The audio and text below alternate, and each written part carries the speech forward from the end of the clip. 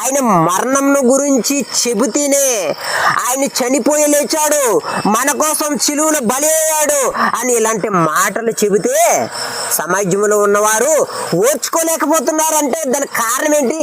దానికి కారణం ఏంటి?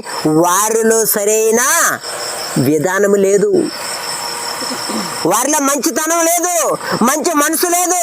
వారు కలవరపడుతున్నారంటే ఒక క్రైస్తవుడు, ఒక మన సహోదరుడైన వారు యేసుక్రీస్తుని గురించి బోధించడానికి వెళుతున్నప్పుడు అడ్డుకుంటున్నాడంటే, యేసుక్రీస్తు మాటను గురించి చెప్పడానికి అడ్డుకుంటున్నాడంటే, యేసుక్రీస్తు మాట చెప్పదంటున్నాడంటే మొదట వాడిలో భయం ఉంది,